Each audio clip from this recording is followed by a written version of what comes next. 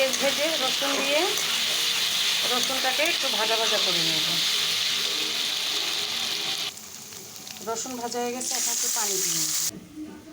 মরিচের গুঁড়া, হলুদের গুঁড়া নেড়ে নিব।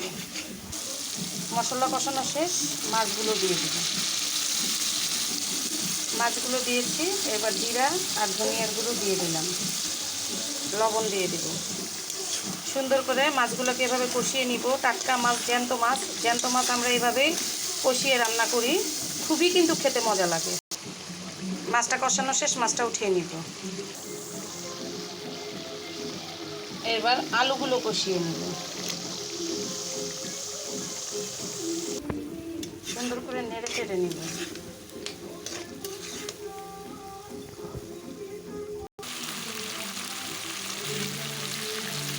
কষানো কিন্তু হয়ে গেছে, এখন আমি লবণ দিয়ে দিব।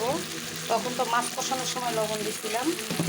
লবণ দিয়ে পানি দিয়ে দিব, কারণ আজকে আমি বেগুনটা আমাদের দেশে আমার মা যেভাবে রান্না করতো ঠিক ওইভাবে রান্না করব। তরকারিতে কিন্তু খুব সুন্দর জাল উঠে গেছে। এখন আমি বেগুনগুলো দিয়ে দিব। সুন্দর করে বেগুনগুলো নেড়ে তারপর ঢাকনা দিয়ে রান্না করব। দেখেন কি সুন্দর লাগছে বেগুনের তরকারিটা। আপনারা এইভাবে একবার ট্রাই করবেন। এখন আমি মাছ দিয়ে দিব। সুন্দর করে মাছগুলো একটা একটা করে বিছিয়ে দিয়ে দিব।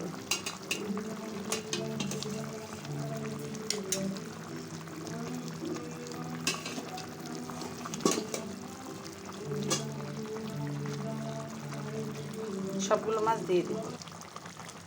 এখন এটার ভিতরে আমি আবার একটু জিরার গুঁড়া দিয়ে দিব, দিয়ে ঢাকনা দিয়ে ঢেকে রান্না করব। তরকারি কিন্তু প্রায় হবার পথে। এখন আমি সুন্দর করে ধনেপাতা দিয়ে দিব। চাইলে আপনারা কাঁচামরিচ দিতে পারেন। বেগুনের তরকারিতে অবশ্য কাঁচামরিচটা বেশি দিয়ে ভালো লাগে। আমি আজকে দেইনি, কেটে রেখেছিলাম, কাঁচামরিচগুলো পড়ে গেছে, এই জন্য আর দেওয়া হয়নি। তো এটা আরেকটু জাল করে নেব। তরকারিটা দেখেন কেমন টকবক করে ফুটছে। এখন তরকারিটা নামিয়ে নিব। খেতে কিন্তু দারুণ টেস্ট। আশা করছি আমার এই রেসিপিটি আপনাদের ভালো লাগবে। আপনারা এরকম জ্যান্ত, আমি তেলাপিয়া মাছটা জ্যান্ত কিনেছিলাম, জ্যান্ত কিনে আমার মতো এরকম কষিয়ে রান্না করবেন। অবশ্যই মাছটাকে আগে ভালো করে ধুয়ে নেবেন, রান্না করবেন, তারপরে দেখবেন খেতে কি টেস্ট। আমি আজকে যেভাবে রান্না করলাম ওইভাবে আপনারা একবার হলেও ট্রাই করে দেখবেন। তাহলে আজকের মতো আল্লাহ হাফেজ, দেখা হবে আবার আরেকটি ব্লগ নিয়ে।